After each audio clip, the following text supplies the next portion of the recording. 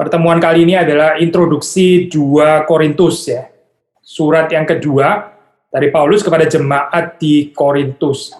Nah, ini kita melihat theological profile atau apa yang kita bisa pelajari daripada surat 2 Korintus ini. Salah satu tema yang penting ya di sini adalah legitimasi daripada kerasulan Paulus itu seperti apa.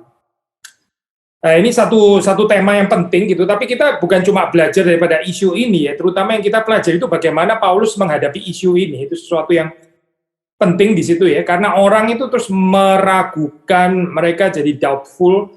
Kerasulan Paulus ini sebetulnya datang dari mana sih gitu, dia otoritasnya itu dari mana.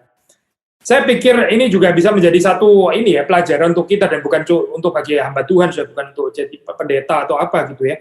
Tapi semua orang Kristen gitu, bagaimana kita menghadapi waktu kita ini dipertanyakan deh, atas dasar apa kita bicara, kenapa orang mesti mendengarkan kita gitu, atau bahasa sederhana, lu itu siapa gitu ya, lu itu siapa, kenapa kita mesti dengerin lu gitu, bisa. Atas dasar apa kamu berbicara dan kenapa kita mesti consider your opinion atau apa gitu. Saya pikir ini problem yang common deh, bahkan seorang Paulus pun, seorang rasul yang dipilih oleh Tuhan sendiri, dia juga menghadapi seperti ini gitu. Dan kita bisa belajar di dalam surat 2 Korintus ini bagaimana Paulus menjawab pertanyaan tersebut atau tuduhan tersebut ya. Nah, kalau saudara membaca misalnya di dalam 2 Korintus pasal yang pertama ya, kita cuplik beberapa bagian gitu. 2 Korintus pasal pertama misalnya kita membaca mulai dari ayat yang ke-12 ya, 2 Korintus pertama ayat 12, saya baca ya di sini ya. Inilah yang kami megahkan, yaitu bahwa suara hati kami memberi kesaksian kepada kami bahwa hidup kami di dunia ini, khususnya dalam hubungan kami dengan kamu, dikuasai oleh ketulusan. Dikuasai oleh ketulusan dan kemurnian dari Allah. Bukan oleh hikmat duniawi, tetapi oleh kekuatan kasih karunia Allah. Paulus itu pelayannya diberkati karena dia itu tulus gitu ya, dia nggak main politik di dalam ministry, dia nggak ada motivasi hidden agenda, dia bukan manipulatif, dia bukan oportunistik, dia bukan munafik apalagi begitu ya, tapi pelayanannya itu adalah pelayanan yang tulus. Pelayanan yang tulus itu nothing tulus sebetulnya dalam hal ini ya gitu ya, bukan nothing tulus dalam pengertian terus kita jadi nggak berjuang untuk pekerjaan Tuhan, bukan itu maksudnya, tapi nothing tulus dalam pengertian nothing tulus kalau dikaitkan dengan ya diri sendiri gitu, karena kita mau cari apa sih di dalam pelayanan ini gitu. Saudara, waktu melayani Tuhan, waktu kita melayani Tuhan, kita tulus murni atau kita ada agenda-agenda yang lain di dalam kehidupan kita ya. Kalau kita tulus dan kita murni, sekali lagi ya, harusnya sih kita nothing tulus untuk diri kita sendiri, maksudnya enggak, kita bisa melayani dengan bebas seperti Paulus di sini mengatakan. Enggak otomatis ya, ada pelayanan yang dikuasai oleh hikmat duniawi. Bukan ketulusan dan kemurnian dari Allah, tapi hikmat duniawi. Seperti banyak sekali strateginya gitu ya, strategi bukan pelayanan nggak boleh pakai strategi, dialectically speaking gitu ya, tapi ini strategi manusiawi maksudnya, atau strategi duniawi, seolah-olah yang bekerja adalah kita sendiri, bukan Allah yang sedang bekerja di situ. Ada bahaya di dalam kehidupan seperti kita jadi become too smart ya, kita ini jadi di dalam spirit akhirnya nggak bergantung kepada Tuhan, tapi jadi pelagianis ya, akhirnya gitu, pelagianis or semi-pelagianis di dalam spirit, karena kita seperti kayak melihat itu jadi pekerjaan kita sendiri. Nah, ini poin yang pertama yang kita bisa pelajari ya daripada Paulus itu. Paulus for sure dia bukan orang yang naif, dia bukan orang bodoh. Tulus itu nggak sama dengan naif ya, dia bukan nggak tahu gitu strategi manusia, dia bukan nggak tahu apa itu hikmat duniawi, tapi seperti kita juga sudah pernah baca di dalam surat Korintus yang pertama, Paulus nggak tertarik untuk mempergunakan itu. Paulus bukan nggak mengerti retorika, tapi dia nggak mau bergantung kepada itu. Dia bergantung pada kuasa Roh Kudus. Ya. Demikian juga waktu sudah membaca dalam bagian ini ya, ayat 12 ini penting. Gitu. Penyataan bahwa pelayanan yang dikerjakan oleh Paulus dikuasai oleh ketulusan, kemurnian, bukan oleh hikmat duniawi, tetapi oleh kekuatan kasih karunia Allah. Hikmat duniawi tadi saya katakan itu rather Pelagian flavor ya. Karena itu saya mesti berpikir keras gitu. Saya mesti menjaga ini bagaimana dan sebagainya dengan semua triknya, tips-tips dan sebagainya gitu, tapi Paulus simply bilang itu kekuatan kasih karunia Allah ya. Kekuatan kasih karunia itu berarti adalah pemberian dari Tuhan. Nah, lalu apa Zoe? Kita melihat di dalam pelayanan daripada Paulus, di situ dia menyatakan, dia menyaksikan bahwa pelayanan apostolik yang dia terima dari Tuhan itu mencakup baik aspek ini ya, aspek apa itu kemuliaan maupun juga penderitaan. Kemuliaan dan juga penderitaan. Kalau saya membaca di dalam pasal 3 misalnya, pasal 3 ayat 6 ya.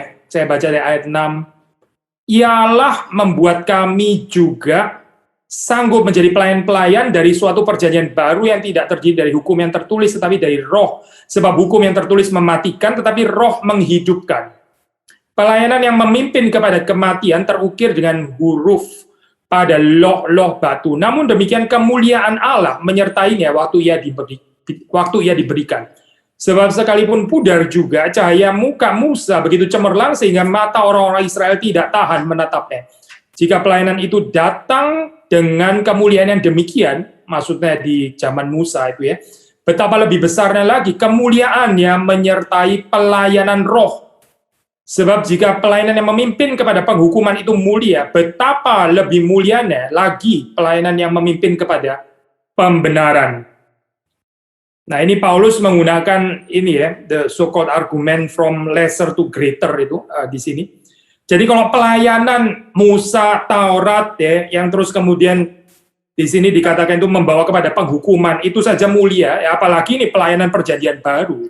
Jauh lebih mulia lagi. Jadi di sini saudara bisa mendapati bahwa Paulus sendiri memandang pelayanan yang diterima dari Tuhan itu adalah satu pelayanan yang dipenuhi dengan kemuliaan.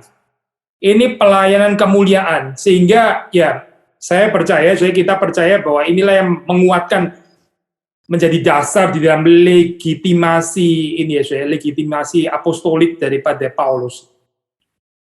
Saya sederhana saja, kita kalau melihat di dalam kehidupan kita sendiri, kalau nggak ada dignitas ya di dalam kehidupan pelayanan kita merasa ini nggak mulia, atau lebih dalam lagi kita merasa ini kita banyak dihina orang lah, dan kalau kita ada apa ya, lack of certain lack di dalam keyakinan kita bahwa yang kita kerjakan ini adalah hal yang mulia dan bahwa kemuliaan Allah itu menyertai kita. Nah, itu jadi banyak macam ini akan masuk berbagai macam gangguan-gangguan yang akhirnya terus kita jadi baper lah, oversensitif lah, terus kemudian jadi membuktikan diri bahwa kita ini patut dipandang dan sebagainya. Intinya itu sederhana, yaitu bahwa kita nggak lihat bahwa yang kita kerjakan itu mulia. Ini bukan bicara apa ya, ini namanya, saudara tahu ada istilah power struggle ya. Ini bukan power struggle, tapi glory struggle namanya. Mungkin nggak terlalu common deh istilah ini ya. Power struggle, saudara mengerti istilah itu. Ini glory struggle. Karena apa? Ya karena sendiri nggak punya keyakinan bahwa ini adalah pelayanan yang mulia. Paulus itu sangat yakin bahwa pelayanan pekerjaan yang dikerjakan itu adalah pekerjaan Tuhan, dan karena itu disertai dengan kemuliaan ya. Kemuliaan yang datang dari Tuhan. Ini adalah pelayanan roh. Kemuliaan yang menyertai pelayanan roh ya di dalam ayat yang ke-8. Nah, kemuliaan ini satu hal, tapi sekali lagi ada paradoxical tension. Di sisi yang lain kita juga membaca bukan tanpa penderitaan. Jadi kemuliaan, penderitaan, seperti kita sudah pernah sharing dalam kitab suci itu bagaimana melihat kemuliaan dan penderitaan itu kan menarik ya. Kita sudah pernah bicara tentang Lukas itu melihat penderitaan ya mendahului kemuliaan ya, rather sequential seperti itu. Lalu kita pakai Johannine perspektif di dalam Injil Yohanes ya, itu paradoksikal. Yesus menderita, Yesus ditinggikan di atas kayu salib, penderitaan itu adalah peninggian, itu adalah kemuliaan, itu adalah pemuliaan. Jadi whereas Lukas melihat lebih kepada sequential, tapi Johannine writings itu melihat seperti satu paket gitu ya, nggak bisa terpisahkan. Paradoksikal ya, itu satu satu kesatuan gitu dalam hal ini. Nah, saudara mendapati profil yang berbeda lagi, pasti nggak kontradiksi ya, tapi memperkaya kita. Waktu kita membaca di dalam 2 Korintus, di dalam bagian ini kita bicara ada kemuliaan. Paulus menyatakan ini pelayanan kemuliaan. Kemuliaan itu menyertai pelayanan roh. Tapi kalau sudah baca di dalam bagian-bagian lain, saudara juga mendapati di situ bahwa bukan tanpa penderitaan ya. Kita melihat pelayanan Paulus itu penuh dengan pergumulan ya. Salah satu yang di sini yang sedang dihadapi yaitu adalah ini ya. Orang itu mempertanyakan kredibilitas, orang itu mempertanyakan kerasulannya Paulus itu loh ya. Ini otoritasnya itu datang dari mana gitu. Legitimasinya itu apa sih sebetulnya itu. Nah, ini merupakan juga apa yang dialami oleh Paulus ini termasuk penderitaan, meskipun tentu dia juga banyak mengalami penderitaan betul-betul penganiayaan secara fisik ya. Yang kita pernah mengatakan saya kalau di dalam kehidupan pelayanan kita itu ada penderitaan dan sebagainya. Itu sebenarnya konfirmasi juga dari Tuhan. Luther mengatakan ini kita on the right track ya, kalau kehidupan kita ini banyak diserang dan sebagainya gitu. Memang waktu kita diserang kita mesti introspeksi dulu ya, jangan-jangan kita diserang karena mirip Yudas lagi. Tapi kalau kita sudah memberitakan kebenaran, ya kita nggak berusaha untuk menyenangkan siapapun, terus kemudian karena itu kita mendapatkan perlawanan, kita dibenci, kita nggak menyenangkan orang dan sebagainya. It's just correct, so itu sesuatu yang memang seharusnya menyertai pelayanan kita, gitu, seperti di dalam kehidupan Kristus, seperti di dalam kehidupan Paulus, gitu. Justru bahaya kalau kita nggak ada pergumulan sama sekali di dalam pelayanan kita. Jadi saudara, saya nggak baca ayat khusus ya di dalam bagian ini karena saudara bisa baca sepanjang surat ini. Sudah mendapati pergumulan Paulus yang berat gitu di dalam hal ini. Dan bukan cuma di dalam 2 Korintus pasti ya. Di dalam surat-surat yang lain kita juga bisa membacanya. Jadi sekali lagi ya, ada satu sisi ini kemuliaan. Paulus sangat sadar dignitas dari pelayanan itu adalah kemuliaan Allah yang menyertai itu ya. Tapi juga ada penderitaan, ada kemuliaan, ada penderitaan. Yang menjadi center daripada pemberitaan Paulus, khususnya dari profil teologis 2 Korintus, ini adalah yang disebut dengan firman pendamaian, ya, Ministry of Reconciliation. Nah, itu kita bisa baca misalnya di dalam pasal 5, ya. Pasal 5, itu kalau kita membaca di dalam bagian ini, ya LAI misalnya, mulai dari ayat 11, itu memberikan judul Pelayanan untuk Pendamaian, Ministry of Reconciliation. Saya baca beberapa ayat di sini ya. Kami tahu apa artinya takut akan Tuhan, karena itu kami berusaha meyakinkan orang. Bagi Allah, hati kami nyata dengan terang, dan aku harap hati kami nyata juga demikian bagi pertimbangan kamu. Dengan ini kami tidak berusaha memuji-muji diri kami sekali lagi kepada kamu, tetapi kami mau memberi kesempatan kepada kamu untuk memegahkan kami, supaya kamu dapat menghadapi orang-orang yang bermegah karena hal-hal lahiriah dan bukan batinia. Sebab jika kami tidak menguasai diri, hal itu adalah dalam pelayanan Allah. Dan jika kami menguasai diri, hal itu adalah untuk kepentingan kamu. Sebab kasih Kristus yang menguasai kami, karena kami telah mengerti bahwa jika satu orang sudah mati untuk semua orang, maka mereka semua sudah mati. Dan Kristus telah mati untuk semua orang, supaya mereka yang hidup tidak lagi hidup untuk dirinya sendiri, tetapi untuk Dia yang telah mati dan telah dibangkitkan untuk mereka. Sebab itu kami tidak lagi menilai seorang juga pun menurut ukuran manusia. Dan jika kami pernah menilai Kristus menurut ukuran manusia, sekarang kami tidak lagi menilainya demikian. Jadi siapa yang ada di dalam Kristus adalah ciptaan baru, yang lama sudah berlalu, sesungguhnya yang baru sudah datang. Dan semuanya ini dari Allah yang dengan perantaraan Kristus telah mendamaikan kita dengan dirinya, dan yang telah mempercayakan pelayanan pendamaian itu kepada kami. Saudara, kalau sudah merenungkan lawan katanya reconciliation itu apa ya gitu ya? Pendamaian itu lawan katanya apa gitu? Kalau kita pikirkan secara sederhana, lawan katanya apa? Lawan katanya konflik kan ya? Paulus ini dalam keadaan seperti itu ya, dia terus dipertanyakan legitimasinya. Dia ini rasul apa sih sebetulnya? Dari Yerusalem juga bukan. Dia apa sih? Bukan kelompok itu kan, Yakobus, Yohanes, Petrus kan bukan ya. Dia juga bukan dari 12 murid itu. Dia orang ini sebetulnya siapa sih gitu? Dia kenapa kita mesti memberikan kepada dia itu respect dan sebagainya. Ini satu pergumulan kan nggak terlalu gampang ya sebetulnya. Paulus bisa saja dalam keadaan seperti itu terus kemudian jadi distracted sibuk untuk membela dirinya sendiri gitu misalnya ya. Ya kita melihat di dalam 2 Korintus ini Paulus memang juga ada melakukan pembelaan gitu ya. Tapi saudara melihat dia nggak kehilangan center fokus daripada pelayanannya. Fokus daripada pelayanan itu adalah Ministry of Reconciliation. Saudara bisa bayangkan ya. Kalau Paulus membicarakan tentang reconciliation, tapi dia sendiri ada di dalam konflik yang nggak selesai-selesai. Gitu. Ini kan jadi badut namanya, sekali lagi ya. Jadi badut gitu, kalau misalnya terus membicarakan tentang reconciliation, tapi dia sendiri konflik sana-sini konflik, tapi terus kemudian bicara tentang reconciliation, tentang pelayanan pendamaian. Saudara melihat di dalam kehidupannya Paulus manusia ya, dia bukan nggak punya kelemahan. Sama seperti saudara dan saya, tapi di dalam pelayanannya dia mau ada fokus, dan fokus itu nggak boleh diganggu. Pencobaan ya, waktu kita di dalam kehidupan kita, terus orang mulai mempertanyakan kita, kredibilitas kita itu apa, dan seterusnya, dan seterusnya. Ini pencobaan ya, kita jadi ada pencobaan untuk mau membuktikan diri bahwa kita ini siapa, bahwa kita ini patut direspek, dan sebagainya. Tapi Paulus bergeming tentang hal itu. Paulus bergeming. Dia mau tetap fokus dengan pelayanan pendamaian. Ya. Pelayanan pendamaian. Kalaupun dia melakukan pembelaan di dalam kalimat-kalimat yang kita baca ya, itu adalah demi pelayanan pendamaian ini. Tapi saudara nggak mendapati di sini seorang rasul yang baper, yang cepat tersinggung, terus gampang terprovok, terus habis itu egonya tinggi dan seterusnya dan seterusnya. Saudara nggak mendapatkan kesan itu. Gitu. Tidak di dalam surat 2 Korintus ini. Paulus sungguh-sungguh di dalam pelayanannya, dan dia mau di dalam kehidupan ini ada fokus ya, supaya dia bisa terus memberitakan Kristus, sang pembawa damai itu. Kristus sendiri adalah yang mereconcile ya, Allah yang murka dengan manusia yang berdosa. Nah, Paulus sendiri juga mau menjadi seperti Kristus kecil di dalam hal ini ya. Dia sendiri juga mesti hidup menjadi pembawa damai. Ya, kita teringat dengan kata ini ya di dalam Matius, kalau boleh kutip Matius, berbahagialah mereka yang membawa damai. Mereka itu disebut anak-anak Allah. Saudara dan saya dipanggil untuk menjadi pembawa damai seperti ini, karena kita juga adalah anak-anak Allah.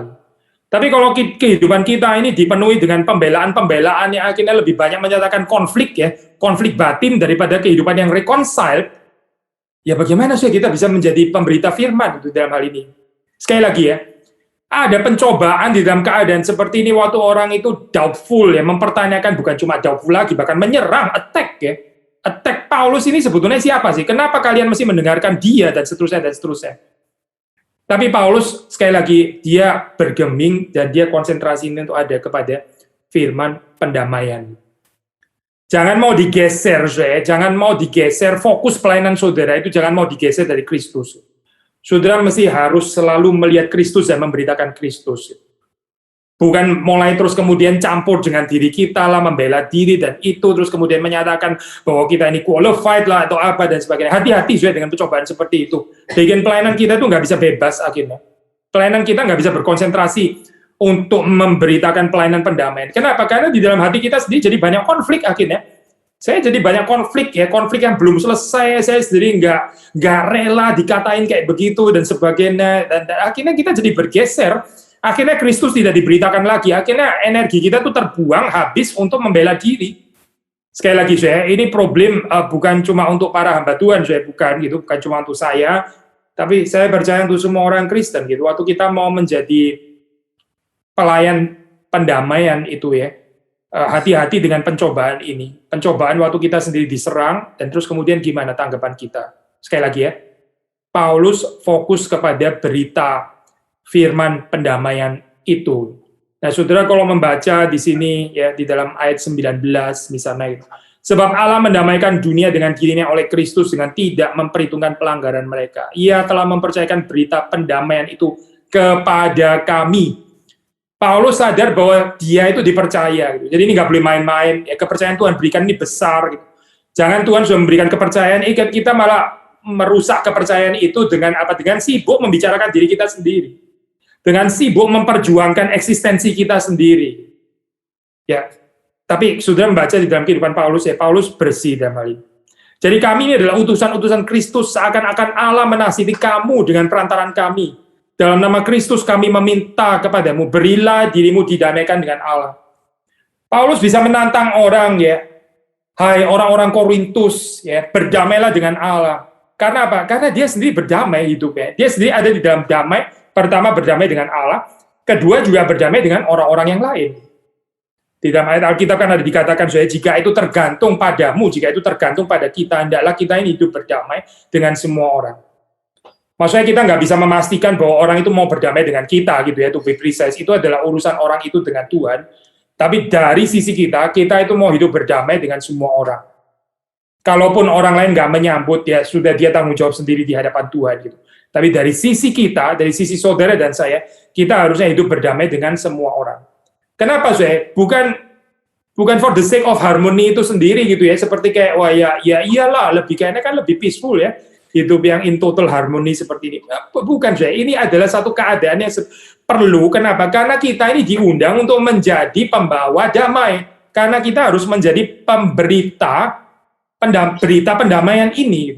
Sekali lagi ya, lah kalau kita sendiri terus hidupnya itu penuh dengan konflik, grudges, ketersinggungan dan sebagainya, sudah mau bicara apa tentang pendamaian gitu kan, jadi tertawaan manusia. Saya bukan mengatakan kita ini perfect ya, kita memang nggak perfect, kita selalu perlu pengampunan Tuhan, pelayanan kita indeed perlu pengampunan Tuhan. Tapi sekali lagi ini encouragement yang kita terima dari 2 Korintus ini adalah bagaimana berfokus ya kepada berita pendamaian itu. Sembari kita sendiri menjaga hidup di dalam damai ya. Bukan cuma itu, waktu kita membaca Paulus nggak terganggu dengan serangan-serangan daripada orang itu yang berusaha untuk seperti provok Paulus untuk menyatakan kuasanya, kekuatannya dan sebagainya. Karena bagi Paulus itu justru di dalam kelemahan itulah ya kuasa Tuhan itu bekerja dengan sempurna. Misalnya kalau kita baca, saya lompat-lompat ya nggak apa-apa ya ini. Misalnya kalau kita baca di dalam misalnya pasal 12 gitu ya, waktu Paulus bergumul, saudara, ini kan ya ini kan ayat yang terkenal gitu. Di dalam pasal 12 itu kan Paulus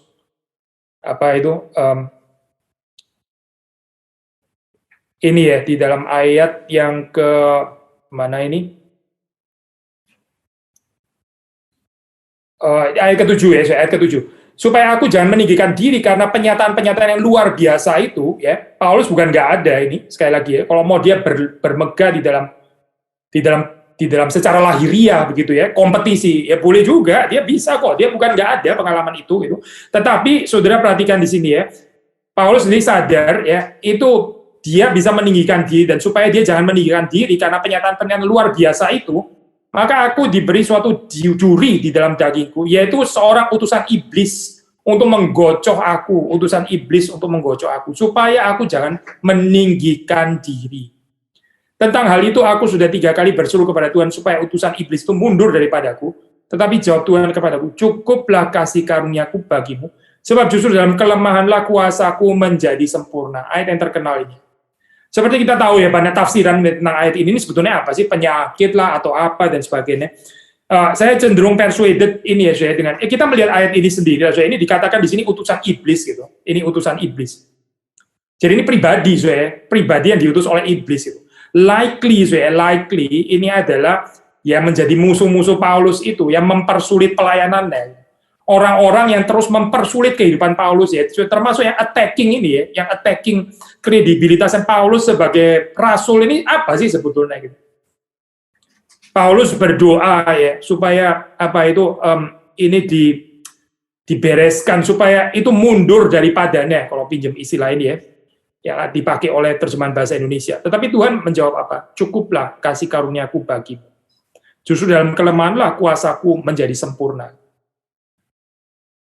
Memang waktu kehidupan pelayanan kita itu dipertanyakan gitu ya, ini apa legitimasinya, terus kemudian otorisasinya apa gitu, terus kemudian orang mulai mempertanyakan, saya kayaknya nggak respect sih dengan hamba Tuhan ini, terus kita sendiri jadi ada dalam pencobaan itu tadi gitu ya. Itu sesuatu yang painful itu sesuatu yang menyakitkan, apalagi kalau kita setelah menguji diri, kita tahu pelayanan kita itu sebenarnya tulus gitu. Maksudnya kita nggak mau kejar apa, kita nggak ada motivasi untuk power, uang, nama, dan sebagainya. Itu nggak ada, tapi orang masih salah mengerti juga gitu. Ini kan bagaimana, jadi kita mesti membela diri atau apa?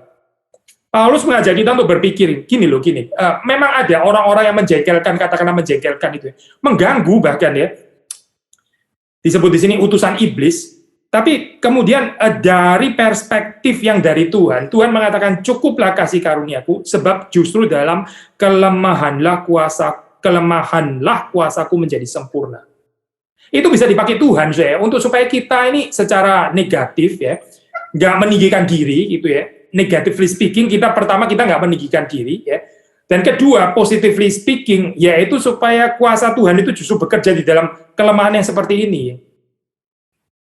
Tuhan itu seringkali bekerja ya, menyatakan kuasanya, kebesaran kuasanya, justru dalam keadaan kelemahan seperti ini, yang nggak enak seperti ini. Gitu. Orang waktu mengalami penderitaan, ya, waktu mengalami attack, fitnah, dan sebagainya, itu justru di dalam keadaan seperti itu, dia lebih bergantung kepada Tuhan, kuasa Tuhan itu menjadi sempurna. Jadi betul-betul dinyatakan di situ bahwa yang bekerja itu adalah kekuatan Tuhan, bukan kekuatannya Paulus. Kenapa bukan kekuatannya Paulus? Jadi karena Paulus nggak ada kekuatan.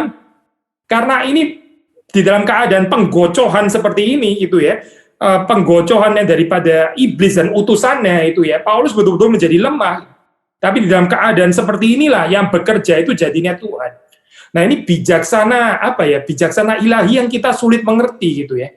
Kita maunya di dalam keadaan yang sakit itu nggak bisa kerja begitu ya. Yang kalau kesehatan full itu bisa mempermuliakan Tuhan gitu ya. Terus kalau kita semuanya lancar, nggak ada gangguan di dalam ministry yang kita kerjakan, nah itu so powerful gitu ya. Kalau banyak gangguan dan sebagainya itu jadi pekerjaan Tuhan nggak bisa terjadi. Gitu. Nah itu hati-hati. Jangan-jangan ini hikmat duniawi. Jangan-jangan ini hikmat manusia. Gitu. Kita maunya kayak begitu. Gitu. Bijaksana kita sendiri ya. Yang semua mengerjakan apa semuanya lancar supaya efektif dan sebagainya. Mungkin ya itu bukan bijaksana Tuhan. Bijaksana Tuhan adalah di tengah-tengah keadaan seperti ini itu ada utusan iblis, ada iblis yang menyerang, ada iblis yang mengganggu, yang mempertanyakan Paulus ini sebetulnya siapa? Gitu. Kenapa kita mesti dengerin dia? Gitu. Dia nggak sebanding lah kalau dibanding dengan rasul-rasul yang lain dari Yerusalem. Itu menyakitkan ya saya dengar kalimat seperti ini kan ya. Mengingat Paulus bukan nggak punya apa-apa loh. Mengingat Paulus bukan nggak punya kemegahan secara lahiriah. Dia kalau mau compete dengan rasul-rasul itu dia bisa kok, dia bisa. Tapi dia nggak mau terjebak ya di dalam hal ini gitu kan. Kalau kita belajar dari Paulus, saudara dan saya juga nggak seharusnya terjebak gitu dalam hal ini. Despite keadaan seperti ini terjadi dalam kehidupan kita mesti tetap konsentrasi kepada Kristus sang pendamai itu, sehingga kita bisa bebas ya memberitakan pelayanan pendamaian itu. Waktu menantang orang supaya kehidupan mereka itu reconcile dengan Tuhan. Ini bukan sesuatu kalimat yang munafik. Lu mah bicara reconcile. Lu sendiri nggak ada rekonsiliasi dengan banyak orang. Apa-apaan kayak gini. Kita nggak menjadi batu sandungan ya di dalam hal ini ya. Demikian juga di dalam kehidupan Paulus, dia nggak menjadi batu sandungan. Mengapa? Karena dia hidupnya juga di dalam damai. Ya, ada musuh, ada orang memusuhi dia, iblis memusuhi dia, ya, dan ada utusan iblis yang terus mengganggu pelayanannya gitu. Tapi Paulus sekali lagi konsentrasinya itu kepada pelayanan pendamaian. Alangkah celakanya kalau pelayanan kita ini jadi apa? Kita menguras energi, terus usia kita itu makin lama makin bertambah dan sebagainya. Terus kita masuk ke dalam kerumitan pembelaan diri ya. Kerumitan pembelaan diri, pembelaan institusi, pembelaan gereja, pembelaan teologi kita sendiri, dan nggak habis-habis di situ ya. Dan akhirnya orang nggak melihat lagi kemuliaan Kristus. Orang nggak melihat Kristus yang mulia itu yang datang sebagai pendamai, itu akhirnya jadi terselubung semua. Yang kita lihat jadi kebesaran manusia, kebesaran institusi kita, kebesaran denominasi kita, kebesaran teologi kita, dan seterusnya dan seterusnya. Ini jebakan ya untuk pelayanan Kristen gitu. Kita mesti minta kekuatan Tuhan supaya di dalam saat-saat seperti ini, saudara boleh berdoa seperti Paulus. Kalau boleh ya ini tolong ditarik supaya mundur daripadaku, boleh. Kita memang nggak menikmati pain kan, saudara. Kita nggak menikmati suffering kok. Kita orang waras. Paulus juga berdoa kalau boleh ini tolong ambil daripadaku, karena nggak enak pengalaman seperti itu. Tetapi terus kemudian waktu Tuhan menjawab, cukuplah kasih karuniaku, cukuplah kasih karuniaku. Grace yang dari Tuhan itu selalu cukup ya, dan justru dalam keadaan seperti inilah kuasa Tuhan itu sempurna di dalam kehidupan Paulus yang lemah ya, lemah. Bejana ini saudara kalau nggak kosong, kalau saudara dan saya itu bejana itu nggak mau kosong dari ego kita sendiri ya. Kristus itu bagaimana mau memenuhi kita?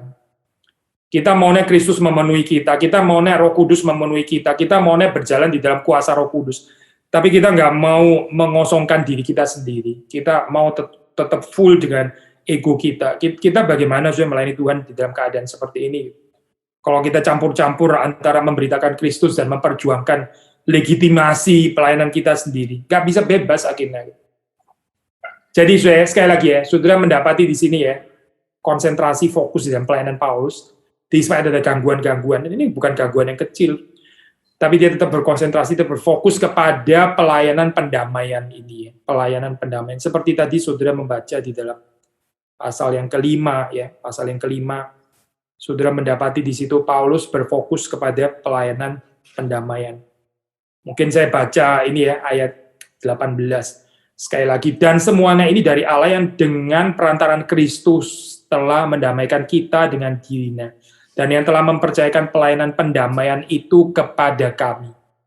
Paulus sadar dia itu dipercaya oleh Tuhan, ya. Dipercaya apa? Untuk memberitakan pelayanan pendamaian ini. Harap saudara dan saya juga sadar, kita ini disebut anak-anak Allah, ya, karena kita ini membawa damai. Berbahagialah orang yang membawa damai. Mereka itu disebut anak-anak Allah. Saudara dan saya ini anak-anak Allah kan ya. Mari kita membawa juga, memberitakan pelayanan pendamaian ini di tengah-tengah dunia yang penuh dengan konflik, jealousy, envy, insecurity, ya, dan semua yang lain itu. Kita diundang untuk memberitakan pelayanan pendamaian, sembari kita sendiri menjaga diri supaya kita juga hidup damai dengan Tuhan, ya, kita dengan orang lain.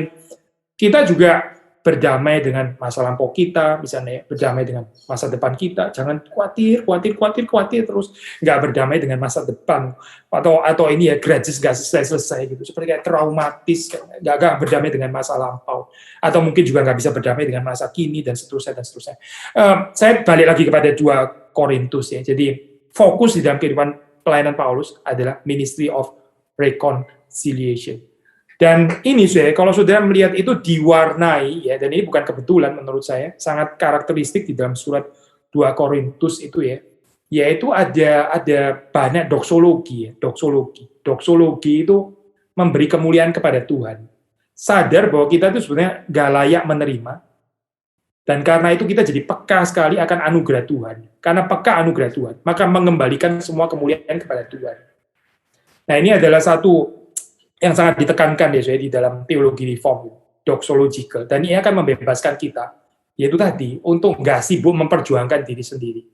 Karena doxologi dan perjuangan ego itu nggak kompatibel, nggak kompatibel at all. Kalau kita terus berjuang tentang ego kita sendiri, ya itu berarti kita nggak ada doxologi, kita ini siapa sih sebetulnya? Kita coba baca beberapa ayat ya, beberapa ayat misalnya gitu. Mulai dari kita baca misalnya mulai dari let's say pasal yang pertama gitu ya, pasal yang pertama sudah di dalam bagian awal. Mungkin ini juga bukan eksklusif dalam 2 Korintus ya, dalam surat-surat yang lain juga bisa ada nuansa seperti ini. Tapi kita baca misalnya ayat ketiga, terpujilah Allah Bapa Tuhan kita Yesus Kristus, Bapa yang penuh belas kasihan dan Allah sumber segala penghiburan, yang menghibur kami dalam segala penderitaan kami. Saudara perhatikan, theological realism. Bukan nggak ada penderitaan loh. Ini bukan escaping, terus Paulus mengatakan, apa sih itu penderitaan? Nggak ada kok penderitaan. Nggak ada kok, kita nggak ada itu.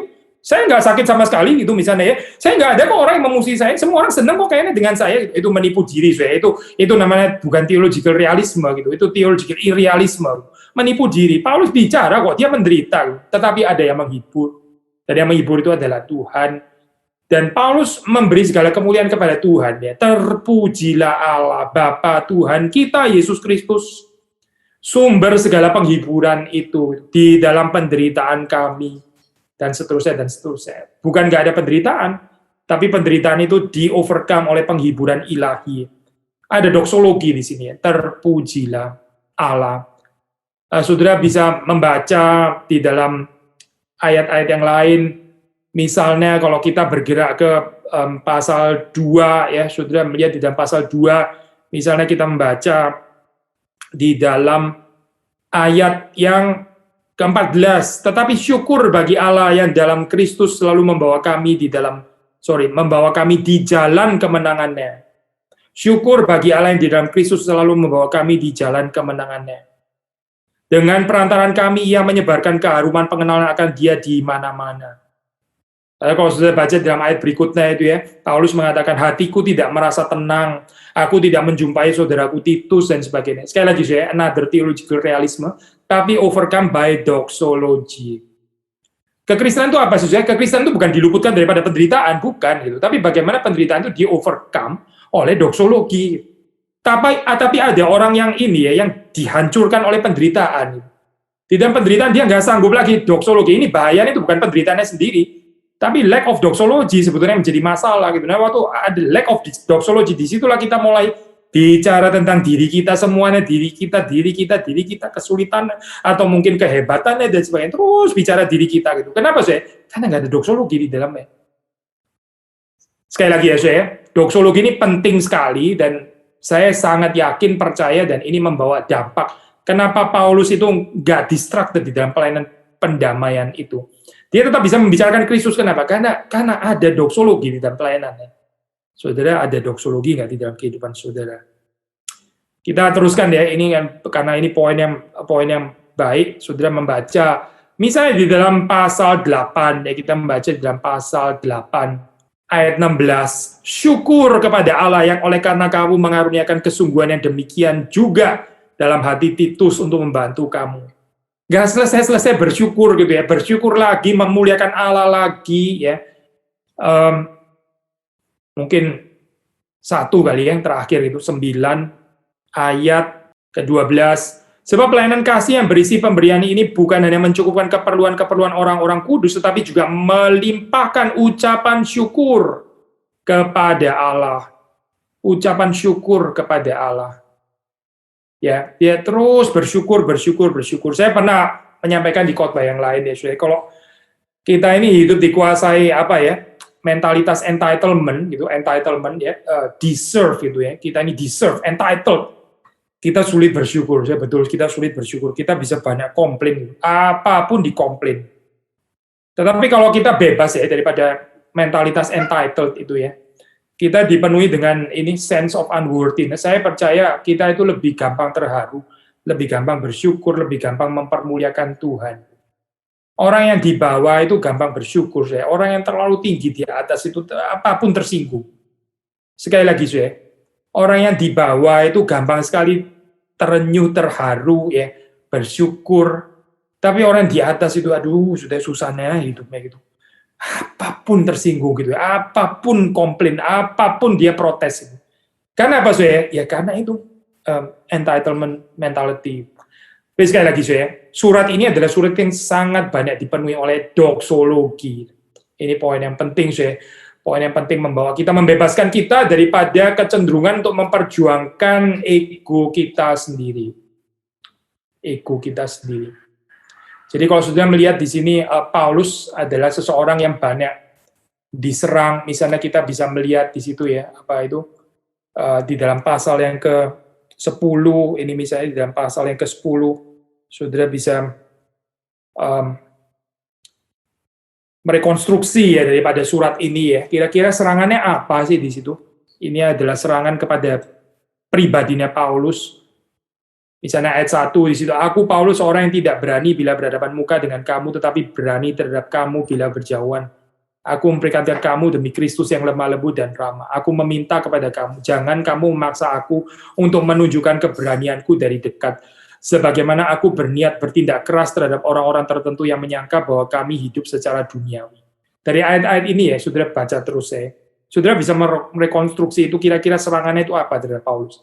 Misalnya di sini ya, kita bisa merekonstruksi bahwa orang itu menyangka Paulus ini mah, ya oke, tulisannya sih bagus, teologinya dalam gitu ya. Tapi dia ini sebetulnya cuma beraninya di dalam tulisan doang. Dia jadi macan kalau dia nulis. Waktu berhadapan muka dengan muka, dia takut-takut gitu ya, nggak berani ngomong deh kayaknya gitu, mendadak jadi lembut sekali gitu, seperti anjing kecil yang lucu gitu ya. Cuma kalau ditulisannya mendadak jadi macan, dia jadi singa gitu. Waktu ketemu kayaknya dia, ya lain ya, ini totally different person. Di attack di dalam kalimat ini. Seperti kayak Paulus ini orang yang ya cuma beraninya di bahasa sekarang gitu ya, cuma beraninya di medsos gitu ya, cuma beraninya di media sosial gitu. Waktu ketemu depan-depan nggak ada isinya, sebenarnya orang ini nggak tahu di medsos itu tulisan dia atau siapa sih, jangan-jangan tulisan orang lain lagi dan seterusnya gitu ya. Sounds familiar somehow dengan keadaan kita sekarang gitu ya, mencoba untuk mengkontraskan gitu. Dari dulu problem seperti ini sudah ada gitu. Tetapi bagaimana sih? Bagaimana Paulus menanggapi sekali lagi ya? Pertanyaannya itu, mereka terus menyerang ya, ini apa kelemahan-kelemahan daripada Paulus ini. Wah, lihatlah itu Paulus itu kelemahannya begitu banyak. Tetapi ya sekali lagi ini sangat konsisten dengan teologi krucis yang kita sudah pernah bicarakan di dalam 1 Korintus. Ya. Paulus di situ bergeming, di sini dia bergeming, ya. Dia bergeming. Dia tetap belajar bagaimana menghidupi teologi salib itu. Sekali lagi ya, dia bukan nggak ada modal loh. Dia ada modal dan dia tulis kok. Dia ada tulis itu. Dia bermegah di dalam kebodohan. Dia tahu itu. Itu bermegah di dalam kebodohan. Itu nggak ada faedahnya sebetulnya. Tapi orang memaksa, ya sudah, dia juga bisa layani di dalam kebodohan juga. Tapi dia tahu bahwa itu nggak membawa kemana-mana. Bahwa sesungguhnya yang penting itu adalah hikmat ilahi, bukan hikmat duniawi. Apa saya hikmat ilahinya? Ya ini loh, justru kekuatan Allah itu bekerja di dalam kelemahan seperti ini. Gak bisa dipahami. Coba lihat salib Kristus kan. Gak ada keren-kerennya kan, soalnya di situ. Gambaran orang yang gagal total seperti itu. Itu kuasa Allah bekerja dengan dahsyat di sana. Kita maunya gambaran seperti kemegahan Herodes atau Kaisar gitu mungkin ya. Yang duduk di atas tahtanya gitu ya. Hati-hati saya kalau gereja mencoba untuk mengesankan dunia dengan cara-cara seperti ini gitu ya, kebesaran-kebesaran duniawi gitu. Dia nggak mengerti teologi krucis, nggak mengerti teologi salib. Paulus kalau meneruskan kompetisi ini dengan mereka begitu ya, kurang ajar bicara, saya nggak berani gitu ya.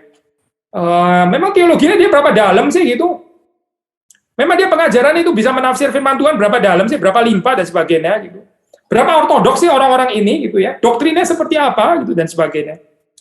Oh, Paulus tidak begitu, saya tidak. Dia konsentrasi kepada pelayanan pendamaian. Pelayanan pendamaian, menantang orang untuk diperdamaikan hidupnya itu dengan Allah. Dan dia sendiri adalah teladan terhadap pelayanan pendamaian ini. Sekali lagi ya, dia bukan terus bicara tentang pelayanan pendamaian, dia hidupnya konflik dengan kanan kiri, atas depan belakang dan sebagainya. Ya itu pelayan badut namanya. Saudara dan saya hati-hati ya dengan pelayanan badut seperti ini. Kalau kita punya kelemahan, kita minta pengampunan dari Tuhan ya, supaya kita jangan menjadi batu sandungan di dalam kehidupan pelayanan kita. Tetapi Paulus di dalam saat seperti ini, waktu dia diserang, ya, waktu dia dipermalukan, ya, dia belajar menghayati apa yang dia terima dari Tuhan. Justru di dalam kelemahanku lah kuasa Allah itu menjadi sempurna. Jadi dia bermegah, dia lebih suka bermegah di dalam kelemahannya. Karena dia belajar dari teologi krucis, inilah ya cara bijaksana Tuhan untuk memperkembangkan pekerjaan Tuhan. Bukan dengan cara manusia. Bukan dengan dibikin semuanya lancar, nggak ada ejekan, nggak ada orang nyinyir, nggak ada orang iri, nggak ada serangan, dan sebagainya. Bukan itu, itu bijaksana duniawi seperti ini. Sekali lagi, kalau pelayanan saudara itu terlalu lancar, ya, nggak ada orang yang nggak senang sama saudara.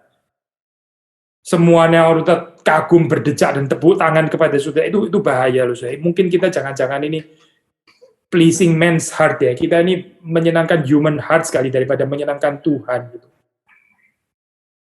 Waktu kita berusaha untuk menyenangkan semua orang, gitu, jadi semua orang bisa suka dengan kita. Gitu. Hati-hati dengan pelayanan seperti itu. Hati-hati. Itu pelayanan yang dibuang oleh Tuhan sebetulnya. Karena kita nggak dipanggil untuk menyenangkan manusia. Paulus sekali lagi di sini ya. Dia dihina, dia direndahkan dan sebagainya. Dia nggak sakit hati. Dia nggak dipenuhi dengan grudges ya. Saya nggak mengatakan itu nggak painful sama sekali. Ya. Orang normal pasti rasa pain di dalam hal ini. Siapa yang nggak rasa pain di dalam keadaan seperti itu? Tapi dia belajar di dalam hal ini untuk menyangkal dirinya. Ya. Dia rela di dalam keadaan kelemahan itu. Ya. Bukan demi kelemahan itu sendiri.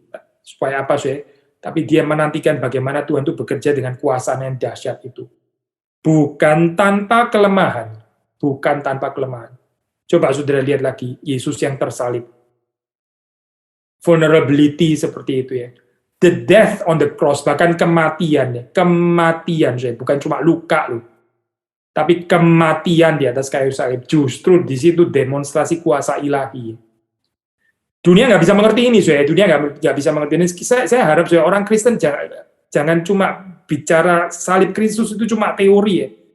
Teori-teori doang ngomongin tentang salib Kristus, tapi terus kemudian di dalam perjuangan pelayanan sangat banyak dikuasai oleh ego. Memperjuangkan dirinya sendiri, sibuk membela dirinya sendiri, sibuk dengan bagaimana menyatakan kredibilitas pribadinya dan seterusnya. Itu pelayanan yang nggak mengerti salib ya sebenarnya. Nggak kompatibel sama sekali dengan salib itu. Coba lihat Kristus. Coba lihat Kristus di dalam kehidupannya. Kalau dia mau membela dirinya sendiri, itu ada ribuan kesempatan, dia bisa lakukan kapan saja. Tapi dia nggak tertarik kan? Dia nggak tertarik dengan itu. Saudara dan saya mesti mati bersama dengan Kristus kalau kita mau dipakai oleh Tuhan di dalam hal ini.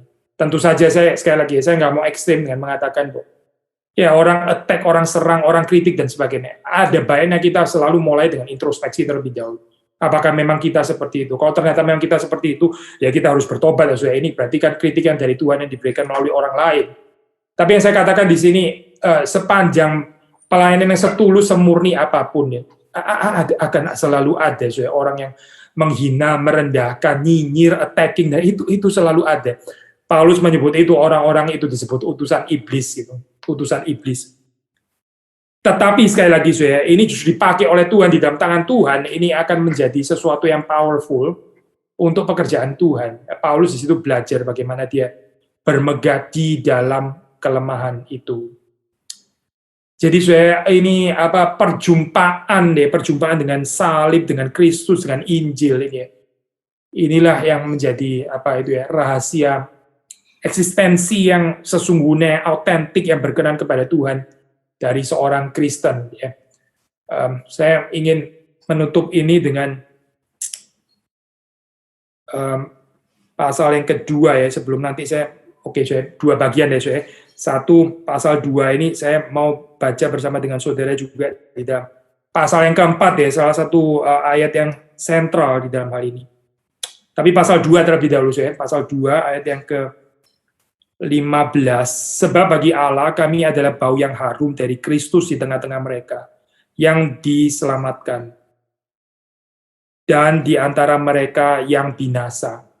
Bagi yang terakhir kami adalah bau kematian yang mematikan, dan bagi yang pertama bau kehidupan yang menghidupkan. Saudara melihat di sini ya, ini doktrin predestinasi, doktrin pilihan, bukan dihayati untuk membenarkan diri, bukan dihayati untuk memegahkan diri. I'm chosen gitu misalnya, bukan itu bukan itu. Tapi ini adalah doktrin penghiburan. Kalau kita sudah memberitakan Injil, ya, kita sudah membawa berita pendamaian, orang masih nggak terima juga. Ya sudah, memang ini sudah tertutup untuk orang-orang yang sudah dibutakan oleh ilah-ilah zaman ini. Atau di dalam bahasa Paulus di sini, kita memang juga datang bukan berusaha untuk menabur pesona supaya kita jadi harum untuk setiap orang, nggak bisa itu. Paulus mengatakan, untuk mereka yang diselamatkan, ya kami ini adalah bau-bauan yang harum. Tapi bagi mereka yang binasa, mereka yang mengeraskan hati, kita ini bau kematian. Maksudnya kehadirannya Paulus itu luar biasa mengganggu, sangat-sangat mengganggu. Kehidupan saudara, kehidupan pelayanan saudara mengganggu nggak? Ada aspek ini nggak, bau kematian gitu. Kalau kita nggak ada bau kematian untuk dunia ini, jangan-jangan kita terlalu banyak berkompromi dengan dunia sampai nggak ada bau kematiannya sama sekali. Pelayanan Paulus itu ada bau harum bagi mereka yang memang mencintai Tuhan, tapi juga bau kematian bagi orang-orang yang tidak taat, bagi orang-orang yang memang lebih suka berada di dalam dusta, ya, yang menjadi human pleaser itu tadi, itu akan menjadi bau kematian. Lalu pasal 4, saya mau mengakhiri dengan ini ya. Pasal 4 ini sangat rich, sebetulnya saudara bisa merenungkan sendiri, saya nggak ada waktu, tapi saudara coba baca di situ ya. Ini ayat 1, oleh kemurahan Allah kami telah menerima pelayanan ini. Karena itu kami tidak tawar hati.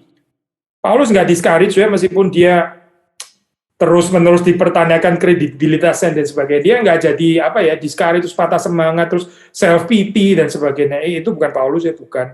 Tetapi kami menolak segala perbuatan tersembunyi yang memalukan. Kami tidak berlaku licik dan tidak memalsukan firman Allah. Sebaliknya kami menyatakan kebenaran, dan demikian kami menyerahkan diri kami untuk dipertimbangkan oleh semua orang di hadapan Allah. Silakan menguji pelayanan yang diberikan. Itu seharusnya transparan, silakan diuji. Kalau ada yang nggak setia dengan firman Tuhan, kalau ada yang manipulatif, oportunistik ya, menyenangkan manusia, kamu bisa uji, silakan uji. Itu yang dikatakan oleh Paulus. Harap kita bisa mengatakan kalimat seperti ini juga di dalam kehidupan pelayanan kita ya.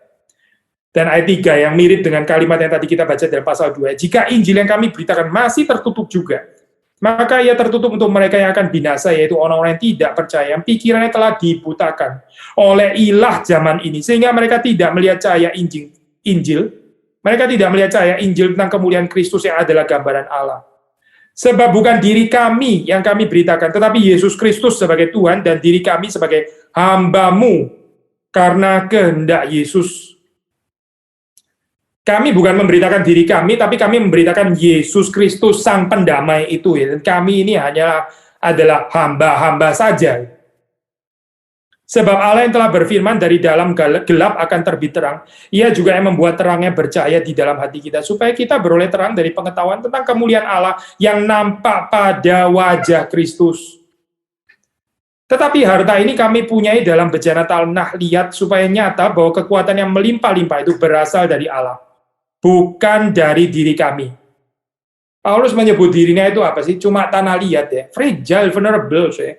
Dan yang berharga itu bukan tanah liatnya, tapi harta yang ada di dalamnya itu loh, saya. Injil itu sendiri, Kristus itu yang dibicarakan, itu yang berharga.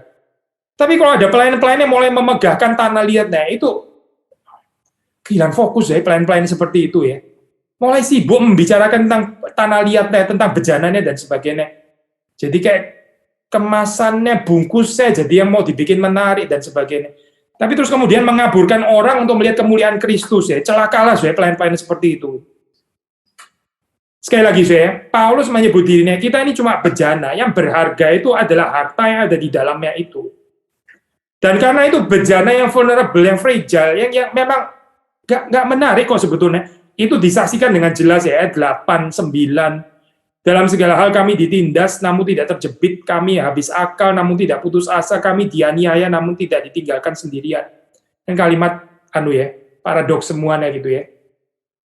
Ditindas, tapi nggak terjepit. Habis akal, tapi nggak putus asa. Ditinggal sendirian, dihempaskan, tapi nggak binasa. Ya. Maksudnya apa, Sue? Selalu ada Kristus yang menopang itu. Selalu ada Kristus yang menopang. Meskipun bejananya ini so fragile, vulnerable ya. Ini bukan orang kuat, Paulus ini bukan orang kuat, tetapi yang menopang itu adalah Kristus. Ayat 10, kami senantiasa membawa kematian Yesus di dalam tubuh kami, supaya kehidupan Yesus juga menjadi nyata di dalam tubuh kami.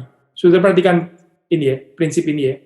Kalau kita nggak mau vulnerable, nggak mau fragile, nggak mau mati, ya nggak mau lemah seperti ini ya, bagaimana mau menyatakan kekuatan, kuasa, kemuliaan kehidupan Yesus?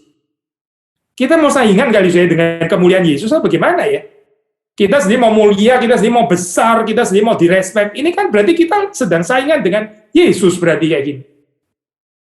Yang berharga di dalam bejana itu adalah isinya. Bejana itu jangan saingan dengan hartanya. Ini konyol. Kalau gitu ya sudah jangan tanggung harta itulah. Kamu kayaknya nggak rela untuk bejananya itu diisi dengan harta yang berharga ini. Bejana yang sendirinya saingan dengan hartanya sendiri, itu bejana sinting namanya, bejana gila itu namanya. Orang dia cuma tempat kok sebetulnya. Yang harusnya dipermuliakan di sini kan adalah harta itu sebetulnya, itu Kristus sendiri. Nah, ini rahasia pelayanan Paulus ya. Dan bukan cuma itu ya. Mungkin ini poin terakhir karena waktunya juga sudah hampir selesai. Jadi selain ini ya Pak, undangan untuk mati ya bersama dengan Kristus, mati terhadap diri kita sendiri, ego kita dan sebagainya. Supaya Kristus itu boleh dinyatakan kehidupannya ya. Kristus dinyatakan kehidupannya. Kita ini mati ya. Kita mati, Kristus yang hidup. Tapi bukan cuma itu, kalau saudara membaca di dalam ayat yang ke-11, ini sekarang kontras saya ya, bukan kita dan Kristus, tapi kita dengan jiwa yang dilayani. Sebab kami yang masih hidup ini terus-menerus diserahkan kepada maut karena Yesus, supaya juga hidup Yesus menjadi nyata di dalam tubuh kami yang fana ini. 12 maksud saya. Maka demikian maut giat di dalam diri kami, hidup giat di dalam kamu. Maut giat di dalam kami, hidup giat di dalam kamu. Ada pengorbanan maksudnya. Kita menjadi miskin ya supaya orang lain diperkaya. Tapi sekarang katanya ada teologi. Kita kaya dan karena saking kayanya terus kekayaan kita menciprati orang lain ikut kaya gitu. Itu kan story-nya kapitalisme, aduh itu bukan Alkitab, itu kapitalisme sebenarnya. Saya kaya, saya mengejar kekayaan, even saya greedy, nggak apa-apa, toh kamu kecipratan juga, toh kamu kadang-kadang tak traktir makan kok, gitu kan. Saya kaya, saya bikin pabrik besar dan sebagainya, akhirnya listrik masuk desa kan, kamu kan kecipratan juga, toh karena kekayaan saya, thank to my rich thank to my riches. Bersyukurlah karena saya mengejar kekayaan, jadi kamu bisa kecipratan.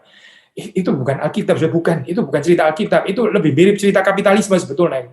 Tapi kalau saudara melihat di dalam Alkitab, ya Paulus itu senantiasa di dalam bahaya maut, supaya mereka itu mengalami kehidupan di dalam Kristus. Paulus itu hidup sederhana ya di dalam kemiskinan supaya mereka boleh menikmati apa itu kekayaan rohani.